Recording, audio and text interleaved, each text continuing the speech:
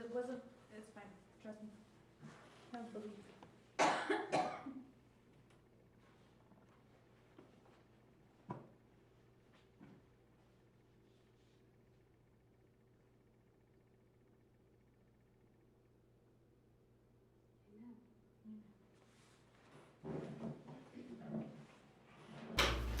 Okay, in 1989, a man from England named Nigel Oakes establishes the Behavioral Dynamics Working Group in London.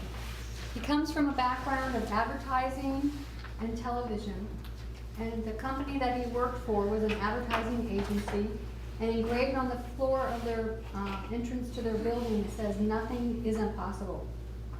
And with combining his ability to do advertising and his television production has made him a very successful man in this data mining program. So in 1989, he establishes BDWG, Behavioral Dynamics Working Group. And then in 1990, he founds the Behavioral Dynamics Institute. And according to their website, it's a center of excellence for research and development into persuasion and social influence. And they use it on a global scale. So basically, he sets up this working group to analyze how information can change behavior. And then in 1990, he sets up an institution to put that research into practice. In 1992, he was being interviewed by a trade magazine in marketing, and this is his quote: "We use the same techniques as Aristotle and Hitler. We appeal to people on an emotional level to get them to agree on a functional level." And this is what we read from various doctors and scientists on surveys, that they are seeing that these techniques of persuasion are based on emotion. So this is what he's developing with BDWG and BDI from 1989, 90, and forward. So we want to keep this quote in mind about the technique of Aristotle and Hitler, about the emotional to the functional. I'm going to paraphrase this next couple of paragraphs about what they had done in 1993. What they do is mostly clandestine, and strategic SEL, Strategic Communications Laboratory, works with countries worldwide, especially in war zones and countries that do not have a free media and press. And that's where they develop their psychological warfare. So they went to an exhibit called the Defense and Security International in 2005. They set up a booth and wanted to demonstrate what they were capable of doing to companies that were at that event. So they set up a video, and they had all these. They set up an apocalyptic scenario, that there was an outbreak of measles, and the government had a problem. They don't want it to spread because it could kill millions of people. But how do you convince people to stay home?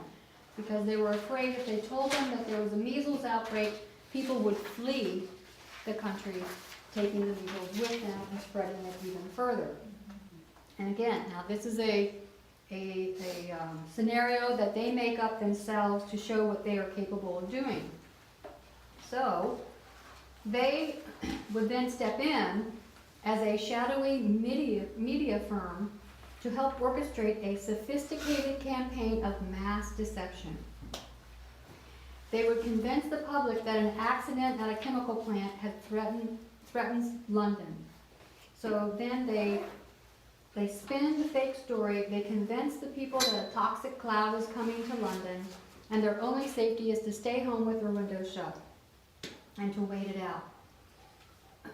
They describe their work as influence operations. The end result in their scenario is, while London is threatened over fictitious toxins, the government works to contain the smallpox outbreak. The final result, according to the calculations, is that thousands of people would die, but not 10 million as they had projected. And for them, this is a success.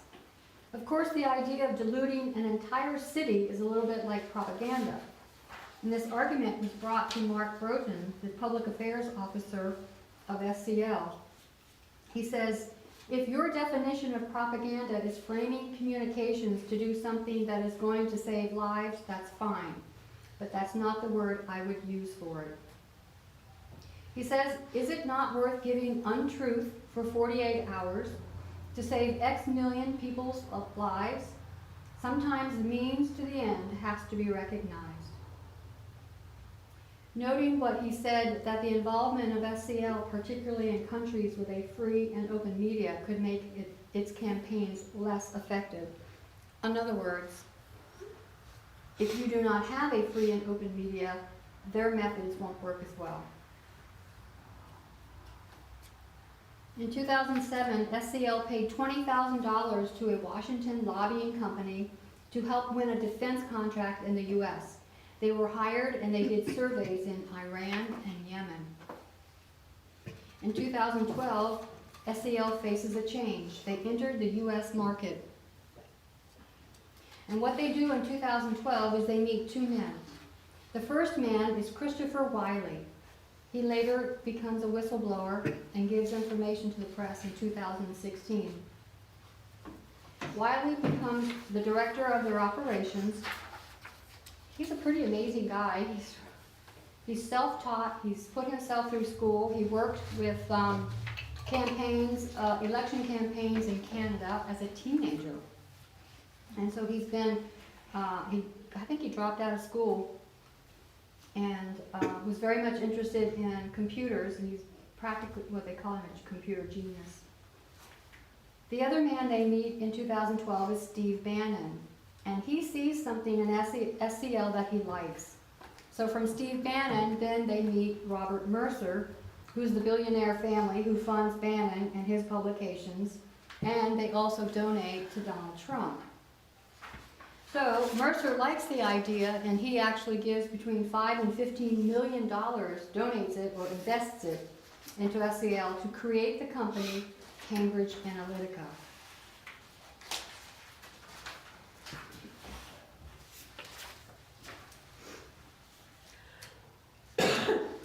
What is amazing and interesting about Cambridge Analytica is that what they did was basically the same thing that the government did. In fact, as far as using tools from access of information on citizens and used basically psychological warfare on the people of America during the election of 2016. In 2014, before Trump ever runs for president, they start testing phrases on the American people via social media to see what gets a response. Phrases like deep state, drain the swamp, build the wall, all of these were developed in 2014. Donald Trump never came up with anything. They were given to him by Cambridge Analytica, and they were tested on social media platforms. Okay, so now I'm on the next set.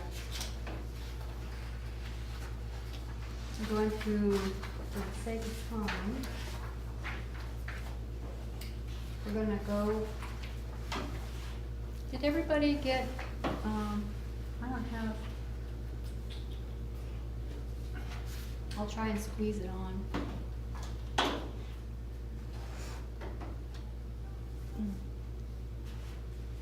Okay.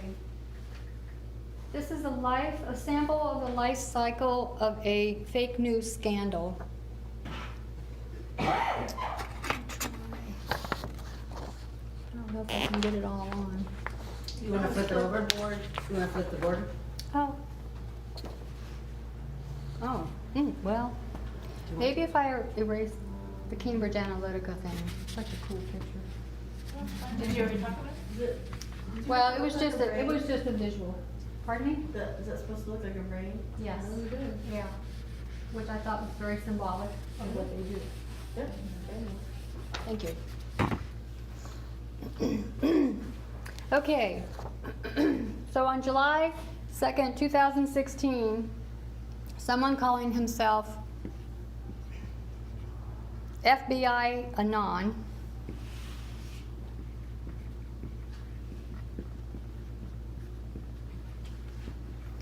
who claimed to be a high-level analyst and strategist for the Bureau, hosted an Ask Me Anything forum on 4chan. I'll put that up here.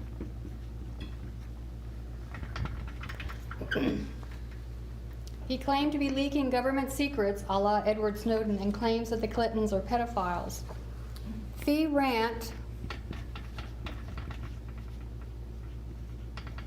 picks it up and says that he heard that New York City cops speaking their mind. He hosts a message board for New York City cops speaking their minds, and he picks up the post from FBI Anon. Then it goes to Fat Old Man,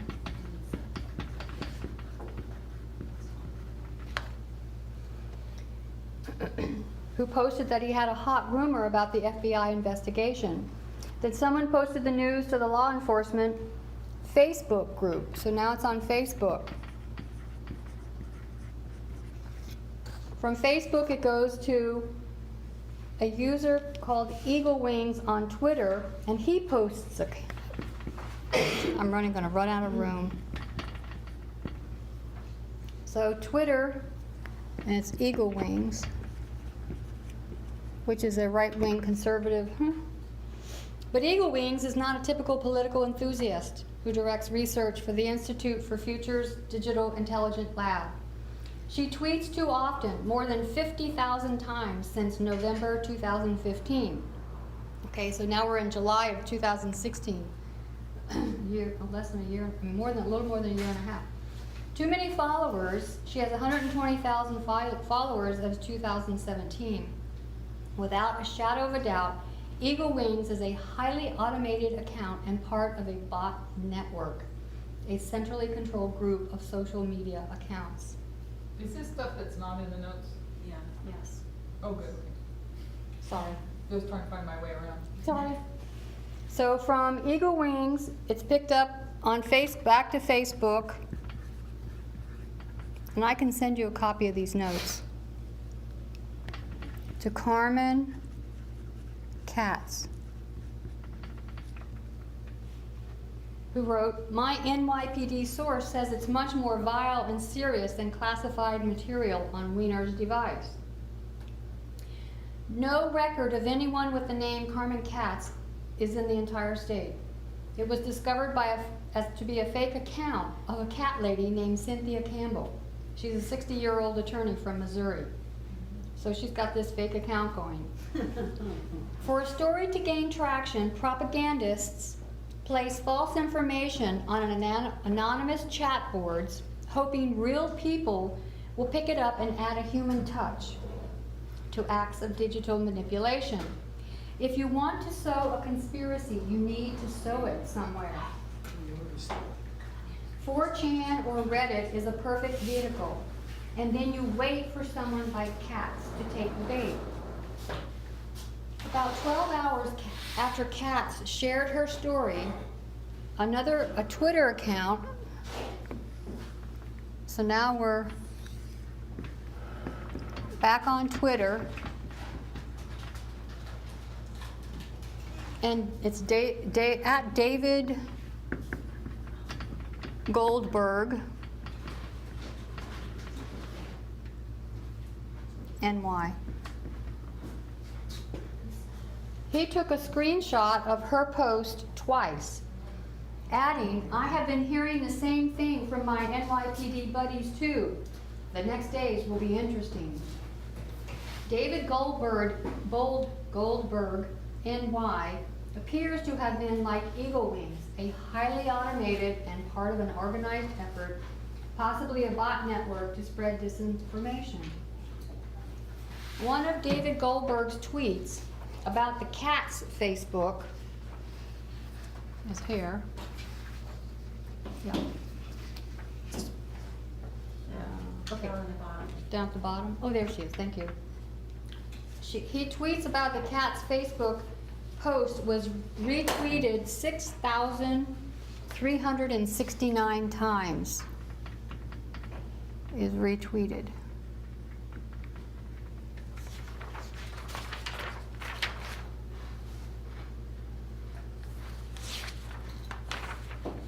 Okay, so Now, there have been 2,752 Twitter accounts linked to the Internet Research Agency, Russia.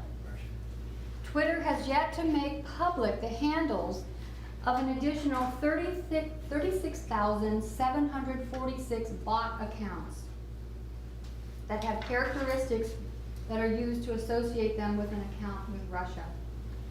Pizzagate, which is what this is about, was shared roughly 1.4 million times by more than a quarter of a million accounts in the first 5 weeks of life.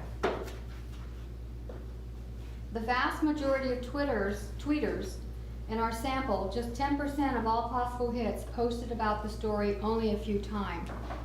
But more than 3,000 accounts tweeted about Pizzagate 5 times or more. Among those 3,000 were dozens of users who tweet frequently, up to 900 times a day, believing that they were likely automated. There were at least 66 Trump campaign figures who followed one or more of the most prolific Pizzagate tweeters. There was found at least 14 Russia-linked accounts that had tweeted about Pizzagate. And it was Douglas Hegman, 4 days after Carmen Katz first posted the story and 6 days before Election Day, brought Pizzagate from the social media to fake news's largest stage. On November 2nd, and this is still 2016, it goes on Fox News.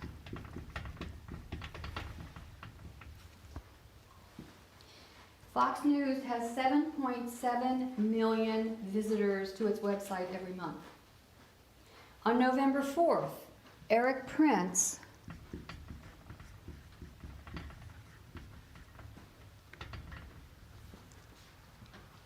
is the brother of Trump's Secretary of Education, Betsy DeVos, confirmed that the terrible rumor was true in an interview on Breitbart.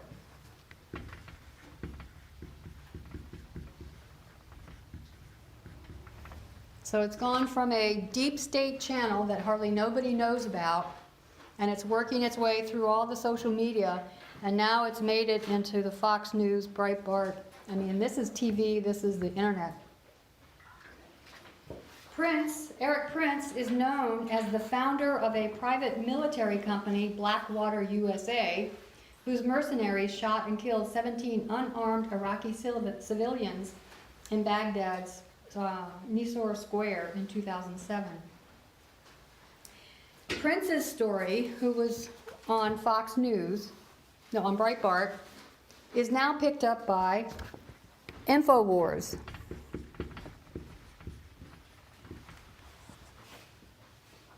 On the afternoon of November 4th. Jones did a video on his program that was watched more than 427,000 times, and Eric Prince's interview was shared another 81,000 times. On November 23rd,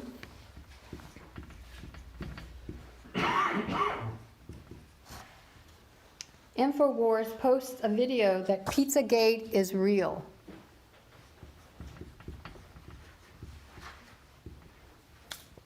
On November 27th, this is all leading up. On November 27th, he spent a half an hour explaining the story and saying something's being covered up. And then on December 1st,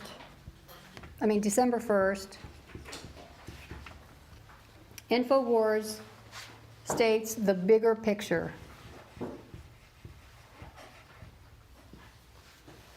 In North Carolina, Edgar Madison Welch was obsessively watching much of this coverage.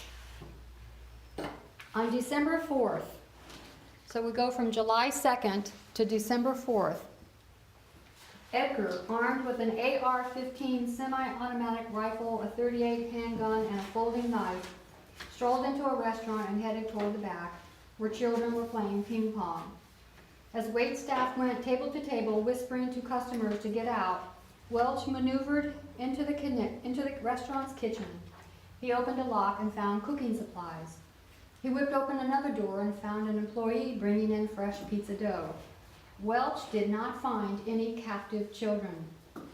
Comet Ping Pong does not even have a basement, but he did prove, if there were any lingering doubts after the election, that fake news has real consequences. By the evening, he was in solitary confinement in a Washington, D.C. jail. This shows this life cycle of this event. And what is this? July is 5 months. 5 months of intense activity on the main, because it made it into the mainstream of Facebook and Twitter, hit Fox, Breitbart, and InfoWars. So we're seeing, we have two streams of information we have to be able to discern. The next one in your notes is about the news, the real news of the Steele dossier. The Pizzagate one, that was about Hillary Clinton, right? The Clintons were, supposed to be pedophiles. Yeah. It was all over the news, I remember it. Okay, so here's our other contrast to this thing. And I think I can get it up on the board. I have some room up there. Okay, a British MI6 officer is an underground agent in Moscow from 1990 to 1993 during the fall of the Soviet Union.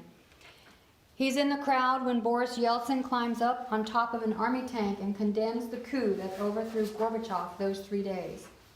He leaves Russia in 1993, and he is a leader in the MI6 in the Russian department by 2006. His name is Christopher Steele. And we've all heard about that, him, the Steele dossier.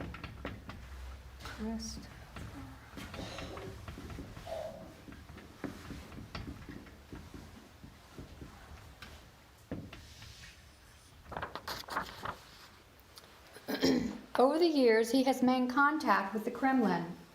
Some evidence shows that he was on Putin's hit list. In 2010, he helps to uncover the FIFA scandal. Major bribery and corruption case of a world football. Major people with rank and authority, presidents, are exposed, including Vladimir Putin. His cover is blown by no fault of his own, and he leaves MI6 and forms Orbis.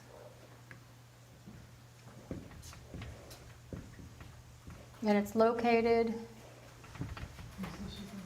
at 911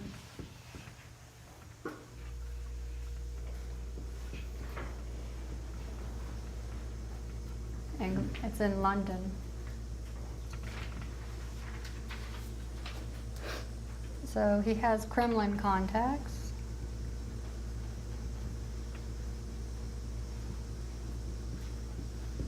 And he's an MI6 agent. He was employed by the Democratic National Convention to investigate Donald Trump and his connection with Russia. He writes the Steele dossier in 2010. He makes 2 allegations: collusion and blackmail.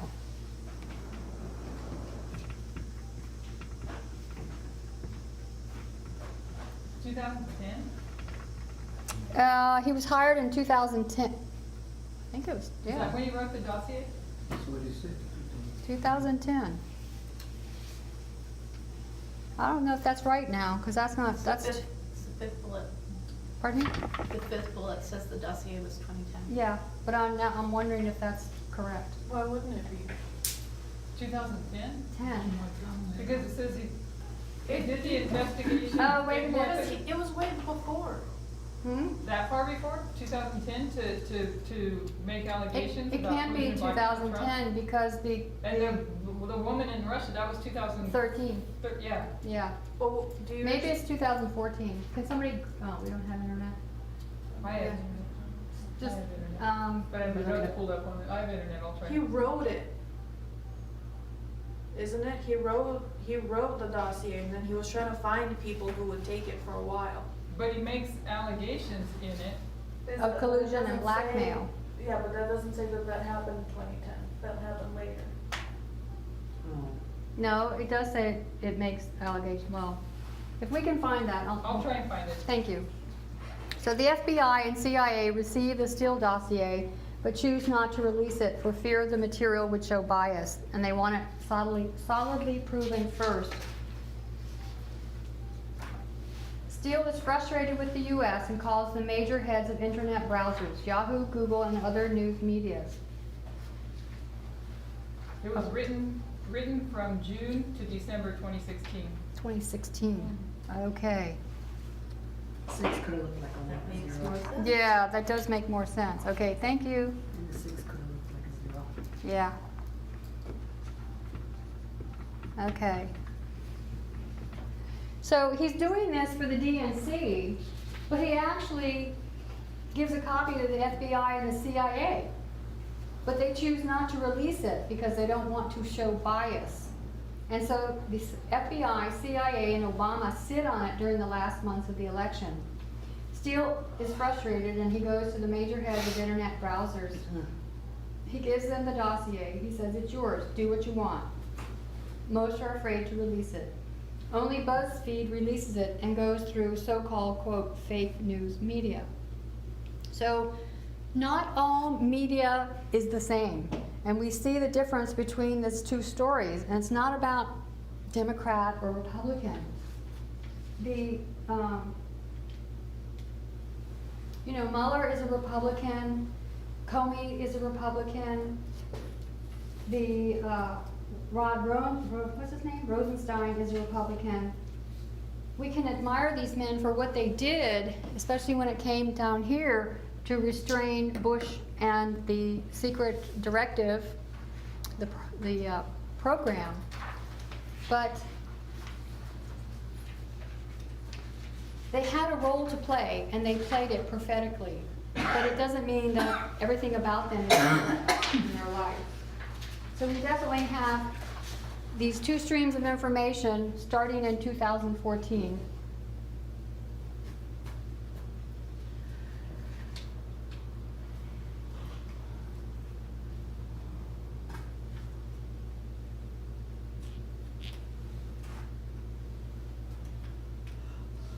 And what we were seeing here in your notes, you can see how we have the two streams.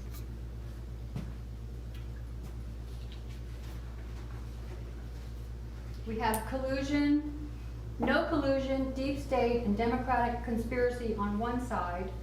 And on the other side, we have collusion, the last USA president.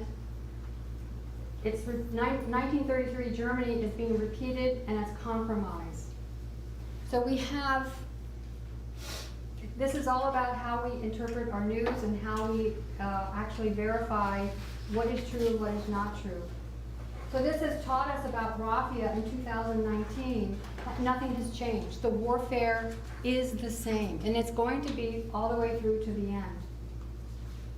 It's the same kind of warfare used in the Battle of Ipsus, and we have those two streams. We are not going to see a mushroom cloud. There isn't going to be, the grid isn't going to be collapsed.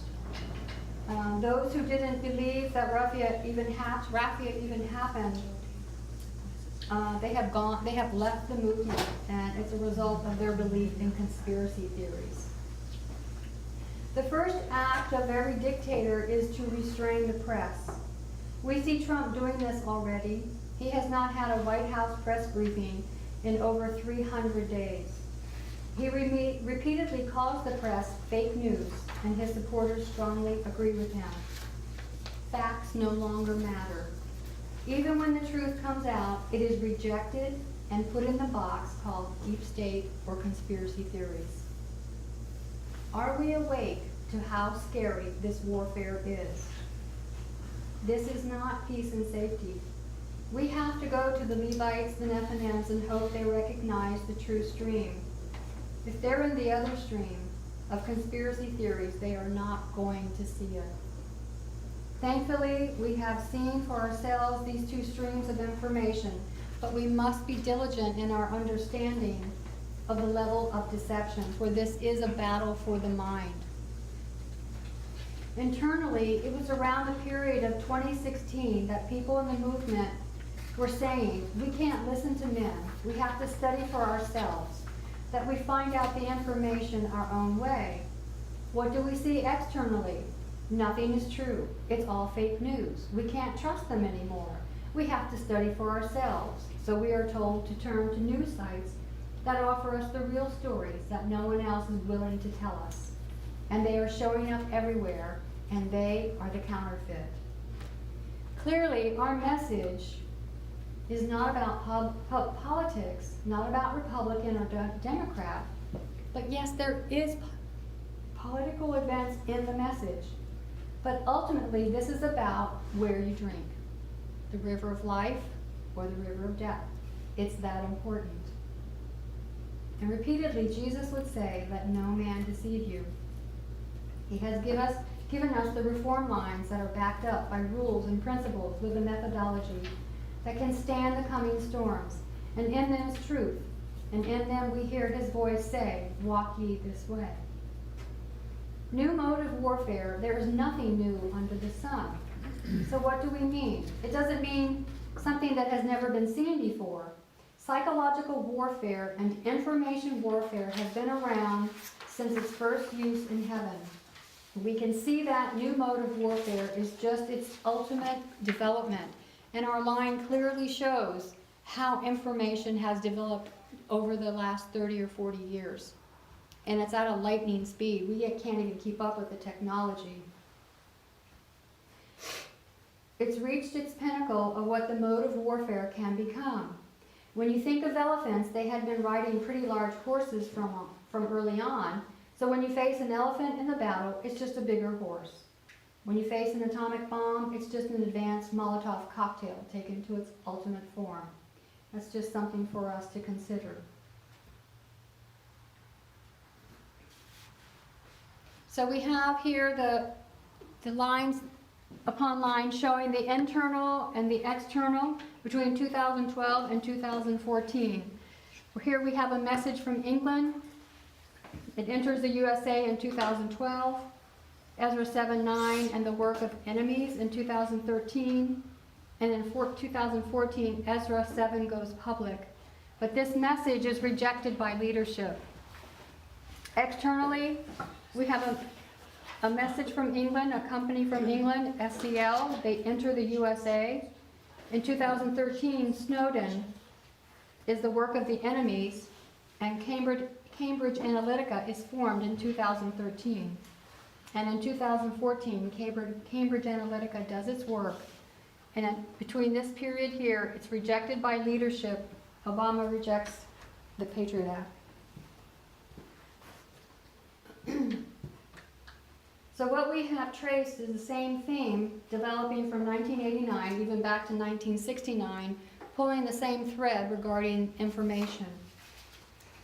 So in 2012, a Sunday law would have two primary obstacles: a Democratic president reelected in 2012 and a Democrat majority in the Senate, and then the work of enemies, which is Edward Snowden. And because all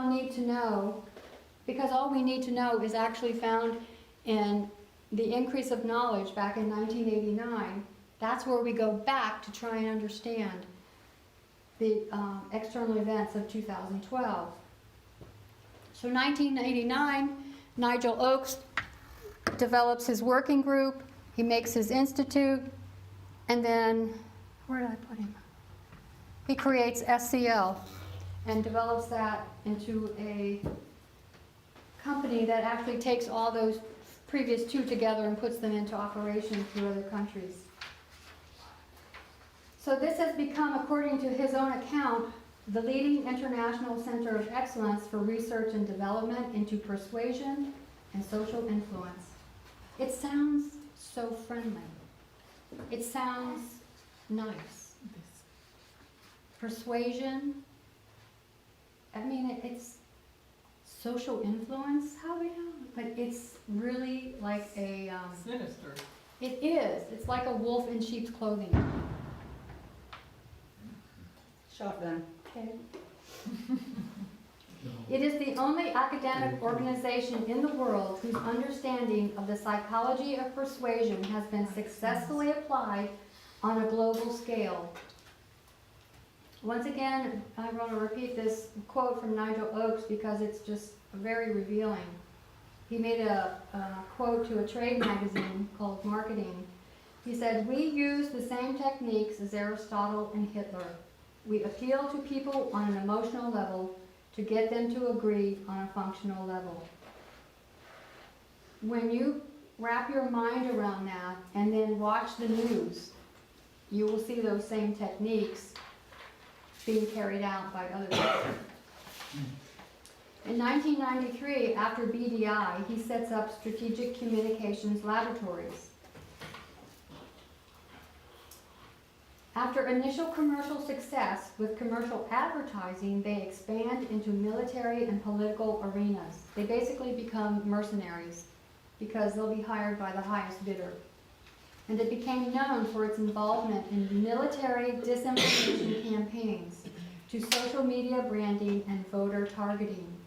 They were working mostly out of war zones in Afghanistan and Al-Qaeda and into the Iraq War. They were employed at one stage by the Pentagon and the UK Ministry of Defense, advising them on the Afghanistan war. So we looked at their 2005 exhibit where they showed how they worked to orchestrate a sophisticated campaign of mass deception. At this stage, they were not working in the West in that manner, but they were showing what they wanted to branch into. They said this might sound altruistic or selfless, but we also want to make money.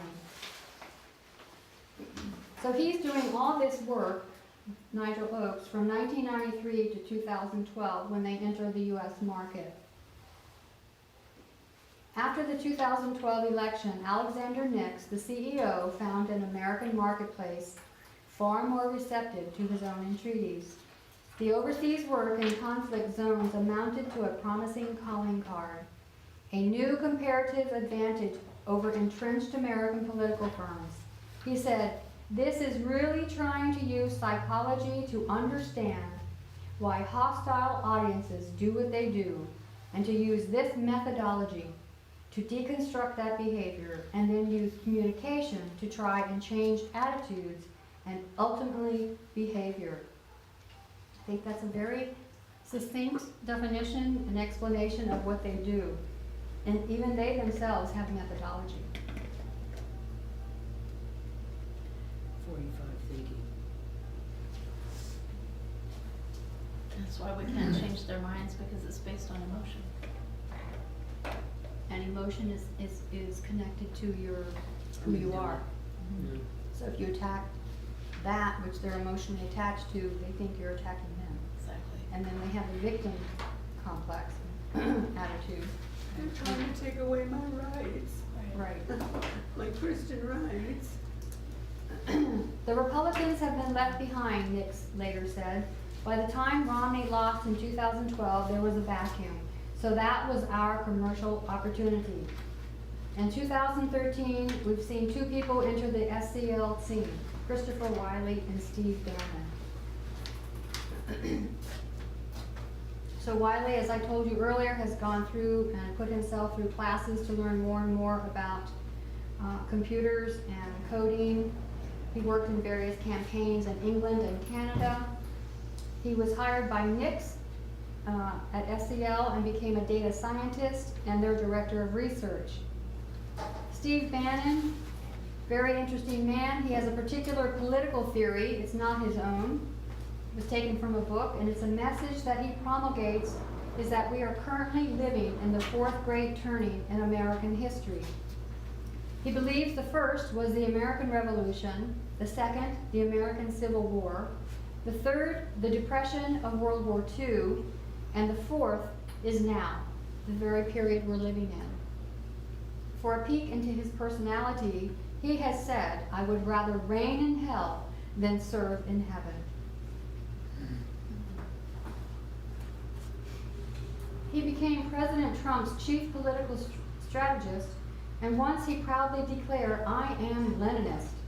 When questioned, "What do you mean by that?" he said, Lenin wanted to destroy the state, and that's my goal too.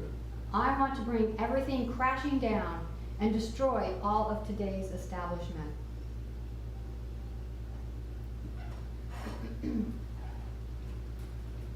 It's worth noting that 2 days after Lenin seized power in Russia, he began an assault on the press, which is the first work of a dictator. One of his first works was to censor them. Lenin described them as a weapon, no less dangerous than bombs or guns aimed at us. So why should we place it in our enemy's hands? So the first assault is on, quote, fake news. So how do you make sure America, if you're Steve Bannon, comes out on the right side of the fourth great turning? Steve Bannon currently believes we are in a cultural and political war. He describes America as a war zone and has for quite some time. He says if you want to change politics, you first have to change culture. If you want to change culture, Christopher Wiley then told him, you need to first understand the units of culture, which are people. So you first have to change the individual, to change the culture, to change the politics. And how do you change people? It's all about the information you feed them. Steve Bannon quoted, there is a growing anti-establishment revolt against the permanent political class at home and the global elites that influence them, which impacts everyone from Lubbock, Texas to London, England. We look at London and Texas as two fronts in our current cultural and political war. The quote is worth noting because he says London and Texas. In London, it's the same SCL, Cambridge Analytica, who formed Aggregate IQ, who took over and won the Brexit for Yes campaign. Again, orchestrated by Steve Bannon through Aggregate IQ, Cambridge Analytica, and SCL, you can trace them back. So he has been involved in Brexit and this campaign, as they are the two fronts he sees in the current war zone. He has said that politics is war. So what Christopher Wiley said to him is that if you want to fight a culture war, where are your culture weapons? You have to have a weapon. And this is what Steve Bannon thought SCL could build for him. But you need money to do this. So in 2013, Alexander Nix, CEO, taking Director of Research Christopher Wiley with him, flew to the United States to meet Robert Mercer and his daughter, Rebecca Mercer, who is famously known as the First Lady of the far right. Now, Robert Mercer is an American computer scientist, was an early developer of AI research, and co-CEO of the hedge fund company Renaissance Technologies, which made him a billionaire in the early 1990s. So Mercer played a key role in the campaign for the UK to leave the EU by donating data analytic services to Nigel Farage. He has the exact same worldview as Steve Bannon. So what Alexander Nix does as the CEO, he sells the idea to Robert Mercer. It's important to note that SCL and Cambridge Analytica have no political affiliation, no political preference. The only thing they don't do is they don't work against England because most of their staff are English. So they do to the rest of the world what they won't do to England. And basically they're mercenaries for hire. The work they offered to do was to bring their idea of psychological profiling, everything that they had done in the war zones and had developed in the election campaign. So Robert Mercer, I should also note, is the main sponsor behind Breitbart News and InfoWars. And this is all happening in late 2013. So what they were bringing was the message of micro-targeting of voters, which isn't new, but they had new ideas of psychological profiling based on masses of personal data, which is new. So they are no longer targeting you as a voter, but as an individual and as a personality. They are targeting your personality. And to do that, they would need masses of personal data to build a psychological profile on as many individual American citizens as they can. And what has been said about some of their ads, they are so thorough in their ability to develop a psychological profile that they will make ads, campaigns, and send to your different accounts, Facebook, like you can have a targeted ad when you're on Google or Yahoo. That ad will target a fear that they have calculated, that you have, that you don't even know you have. And it could be a picture of a masked gunman peeking in through your window, or it could be a picture of your child or a child being kidnapped. Some kind of a fear, primal fear thing. Yes, thank you.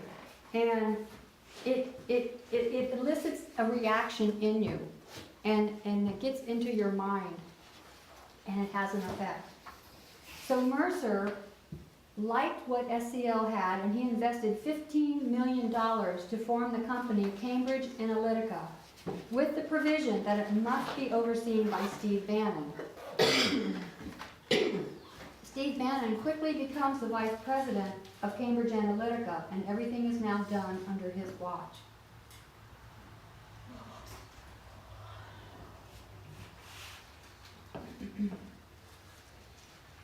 This work is a continuation of the theme we have been tracking, if you consider the work of the Patriot Act. So we have two levels of data mining happening to the American citizens.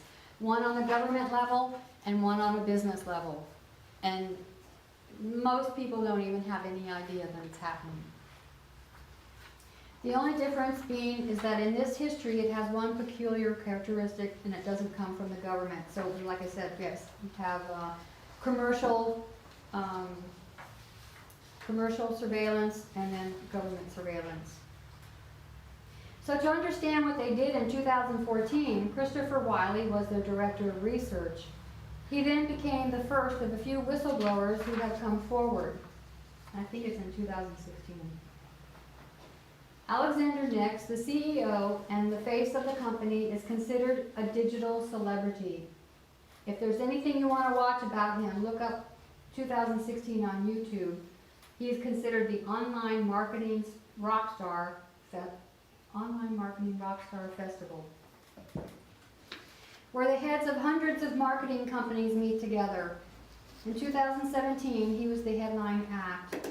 He was presenting what Cambridge Analytica can do, and at the very end, he references their campaign, and he says, if you want to see how good we are, one of the two candidates we are currently working for, and there's a vote in a couple of weeks, you'll see who wins. And of course, that was Donald Trump.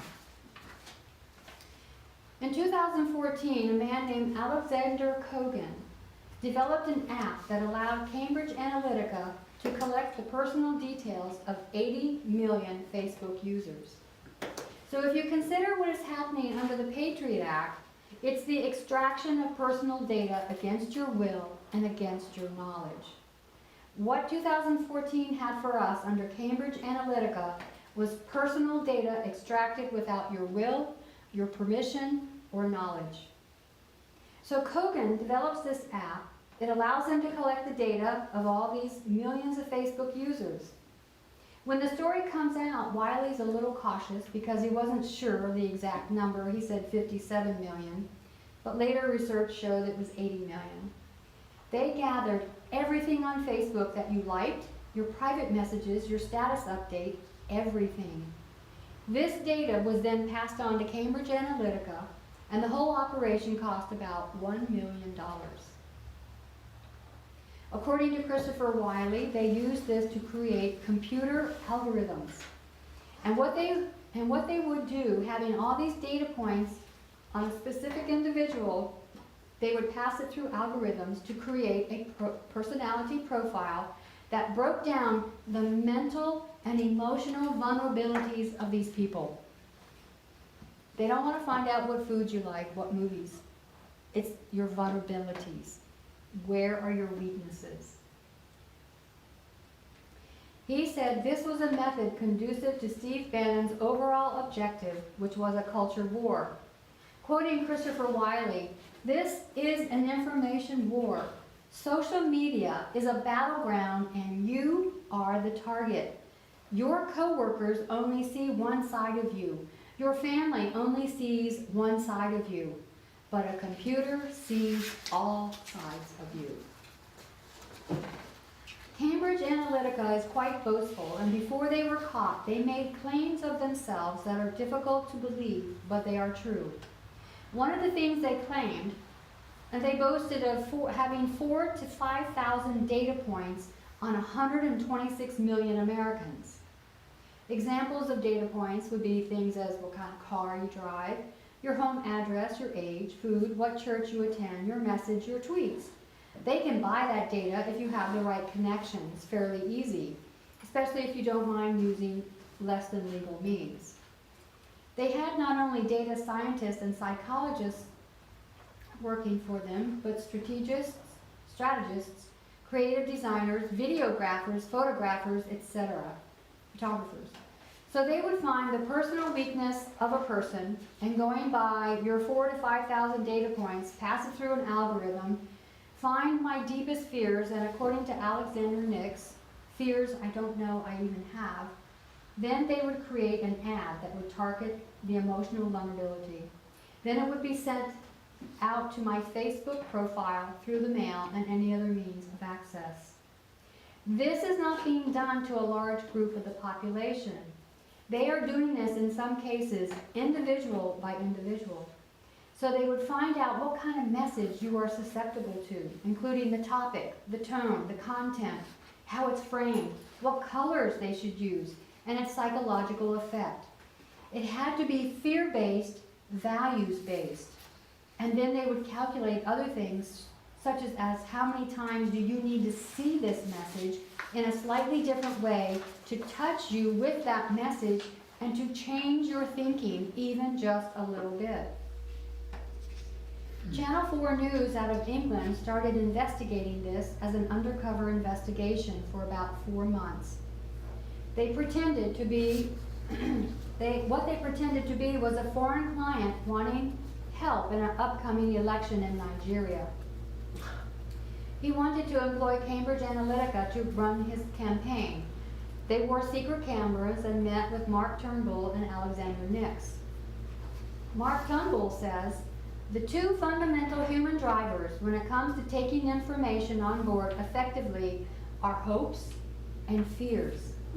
And many of those are unspoken or even unconscious.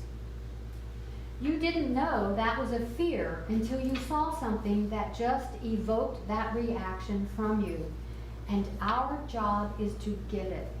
It is to drop that bucket farther down the well than anybody else to understand whether those are really deep-seated underlying fears and concerns. It is no good fighting an election campaign on the facts. Actually, it is all about emotion." When intelligence information is gathered, Mark Turnbull said, "We have relationships and partnerships with special organizations that do that kind of work. You know who the opposition is, you know their secrets, and you know their tactics. There are various intelligence gathering organizations that operate very discreetly to find information like that. And this has to happen without anyone thinking, oh, that's propaganda. Because the moment you think it's propaganda, the next question is, who put it out? So we have to work very subtly." Alexander Nix said, "We are not only the largest, most significant political consultancy in the world, but we have the most established track record. Make a note that their track record is in developing countries. We are used to operating through different vehicles in the shadows." He continues to say, when asked about digging on opponents, "We do a lot more than that, but you know, equally effective can be just go and speak to the incumbent, offer them a deal that is too good to be true, and make sure that it is video recorded." And he continues to speak about entrapment and sending women to an opponent's house with hidden cameras, offering them a financial deal, etc. Mark Turnbull says, It sounds like a dreadful thing to say, but these are things that don't necessarily need to be true as long as they're believed. Alexander Nick. So often we set up in a foreign country, if we are working, then we can set up fake IDs and websites. We can go in as students doing research projects attached to the university. We can be tourists. There are so many options we can look at. I have had a lot of experience of this. Make note how they can deny that they ever worked on the Brexit campaign, that they say they have no link with Aggregate IQ, which ran the Brexit campaign. The only problem is that Aggregate IQ used Cambridge Analytica letterhead in their personal memos, and their CEO is on file as employed by Cambridge Analytica, and his title is Cambridge Analytica Canada, which is Aggregate IQ. So exactly what role do they play in Trump's election? They are doing something else in 2014. In December 8th of 2016, this is after he had already won, Donald Trump says the following. Funny how that term has caught on. I tell everyone that I hated this term. Somebody said to me to say, drain the swamp. I said, that is so hokey, so terrible. All right, I'm going to try it. So a month ago I said, drain the swamp, and the place went crazy. I said, wow, what is this? And then I said, drain the swamp again. Then I started saying it like I meant it. Then I started loving it, and the place loved it. I mean, it's true, drain the swamp. He never came up with these phrases. Who gave them to him, the phrase drain the swamp in the first place? Christopher Wiley said in early 2014, Cambridge Analytica began testing these messages designed to tap into particular fears, and they are testing these on the American public. Immigration fears, anti-government sentiments, an affinity for strongman leaders. They are putting out into the deep internet phrases like build the wall, drain the swamp, race realism. And what they are then seeing is how much traction these phrases get in an emotional response. They also surveyed opinions about Vladimir Putin. So they are testing drain the swamp, build the wall as early as 2014. The same year, Russia starts launching its social media influence campaign. And these slogans become the bedrock of Trump's election platform. So Christopher Wiley says we are testing all kinds of messages, all kinds of imagery, which included images of walls, people scaling the walls, and tracking their response. And phrases like drain the swamp and also deep state. And the idea that NSA is watching you and the government is conspiring against you are what they are testing for an emotional response. Quoting Wiley, Christopher Wiley, a lot of these narratives, which at the time would have seemed crazy for mainstream candidates to run on, those are the things we're finding that there are pockets of Americans who this really appealed to. So what I'm saying and suggesting here is that the people were already ready and primed to receive these messages. It didn't just happen from their work on them. It takes a little bit more time. And I think this past history leading, just like the information war was progressive, I mean the information age is progressive and gaining, the political events that happened in this era, and especially the 2008-2009 financial crisis, people were angry. Financially, they were losing their houses, their mortgages were going out of the, crazy. Wall Street gets bailed, but Main Street gets failed. So they were ready for this craziness that we're seeing here, and they just drank it up. And that's the work of the agricultural model that was doing the work on that. Yeah. The plowing and, well, going back further, but yeah. Wiley said that Bannon's push for the Trump campaign to endorse far-right positions on issues like immigration and law enforcement largely stem from Cambridge Analytica's 2014 research.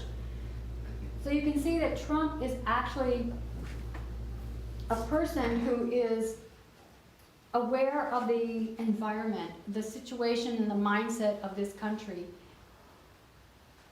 with the statistical affirmation and information from Cambridge Analytica. So he transforms himself by embracing what the nation is already feeling, and he capitalizes on it. And he already has an unusual personality anyway that adds to it, because he's got a lot of the issues that a lot of Americans still have regarding race and sexism and equality. 2016, Cambridge Analytica becomes head of data operations. Trump aides told Wired magazine that the firm played a key role in identifying political donors as well. Alexander Nix, speaking of Trump's campaign, we did all the research, all the data, all the analytics, all the targeting. We ran all the digital campaign, the television campaign, and our data informed all of our strategy. Christopher Wiley said that this is the weapon that Steve Bannon wanted to build to fight in his culture war, and that weapon is developed in 2014. A lot of people have been quoted, and we can look how we can see a credible source when we have one. On one side, you have Cambridge Analytica and Chris Wiley. How do you know who to believe? And I've run out of board space, so I'll just read, and you can see your notes. Okay. Christopher Nix says this narrative never happened and that Chris Wiley is a disgruntled former employee. Alexander Nix says CA, Cambridge Analytica, never worked in the Kenyan election. He said the Facebook data was useless and never used. He said they did not store the data, but that it was deleted. He said he has no ties to Aggregate IQ, who ran the Brexit campaign. And he said he never worked with Russia or briefed any company. Christopher Wiley has a different version to share. Christopher Wiley said Cambridge Analytica worked in Kenya and Africa. He said they used the Facebook data, they kept the Facebook data, and they knew Aggregate IQ.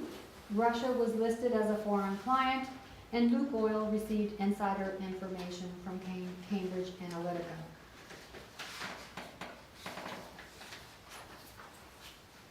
So you have direct contradictions between Chris Wiley and Alexander Nix, and Chris Wiley has all the documentation to prove everything he says. And we also have, then, if you just go on the internet, you can find all the facts that will contradict what Alexander Nix said. You can find it for yourself.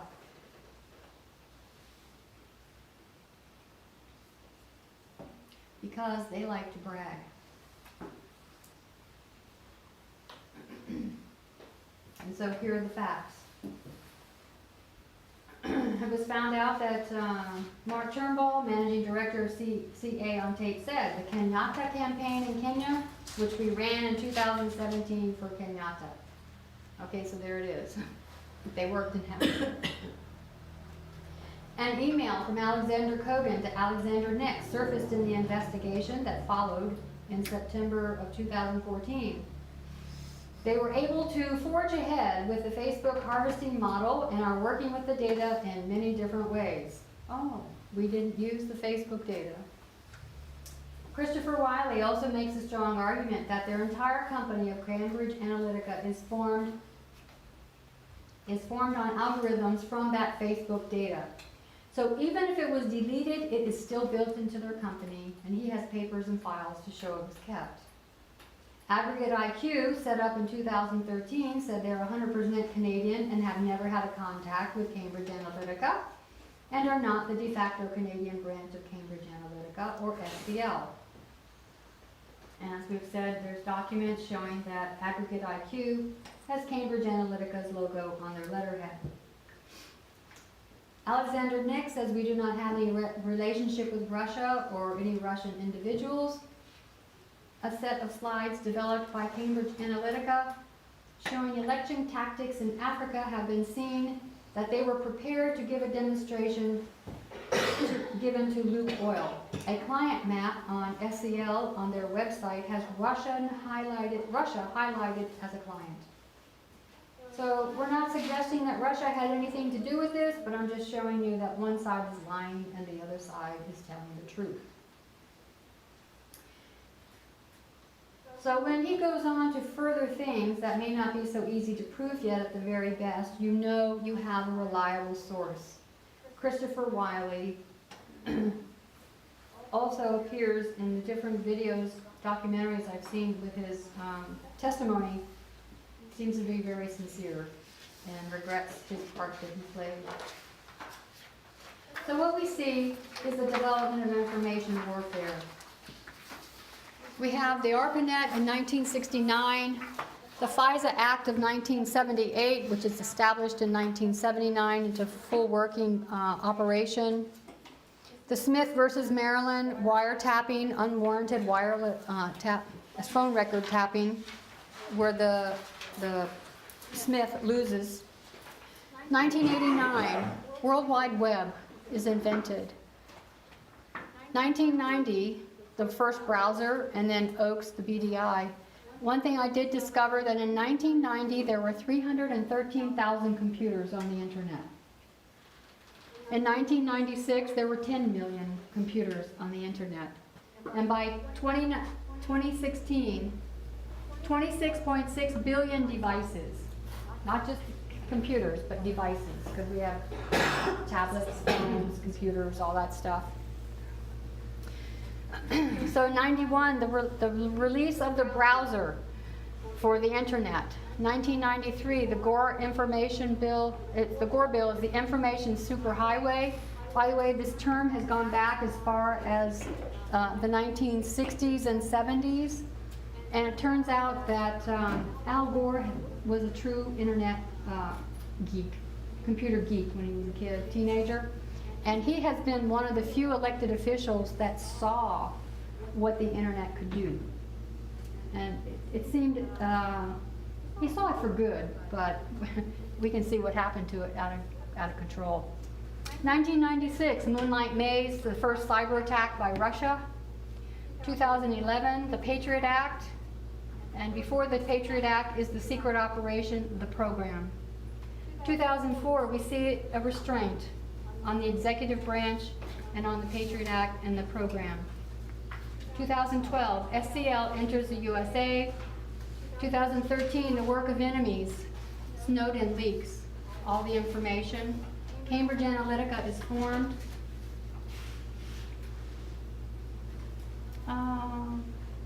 This doesn't go there. 2015, the Freedom Act. USA Freedom Act passed, which does, it does cut back a lot of the unwarranted gathering of data from the Patriot Act. And then 2016, the elections.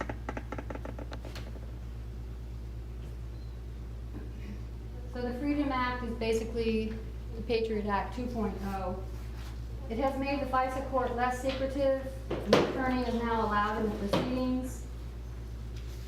Also now, if you are, you can now be informed of any information that has been requested of you. There's no more gag order. Internally, the message enters the United States. We have rejection by the leadership, the work of the enemies in 2013. And 2014 is successfully is midnight for us regardless of these influences. Externally, a message comes from England and enters the market in 2012. 2013, Cambridge Analytica is formed. In 2014, it does its work. It builds a culture weapon. And basically, Cambridge Analytica weaponizes social media using similar methods of data gathering as the Patriot Act and used in 2016. And all of this was a setup for the 2016 elections. 1996 was a testing ground, and 2014 was a testing ground, all leading up to the 2016 election. Let's close with a prayer.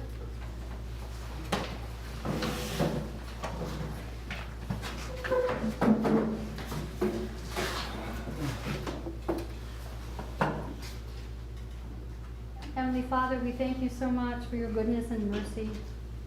We thank you, Lord, for all that we have been taught and learned about the Midnight Cry message, how you have awakened us to so many things that we were blind to. And we thank you for your mercy, Lord. Lord, we pray for wisdom and understanding and for discernment. Conform us to the image of Christ. Strengthen us. Give us humility and wisdom, and that we may walk in this light, Lord, and be a beacon to others. That we would be strengthened to stand in the days to come and have the message for the Levites and the Nethinims, and to end this whole thing and return home to you. And Lord, we pray these things. We ask your blessing upon all those who are leaving to travel, for safe travels.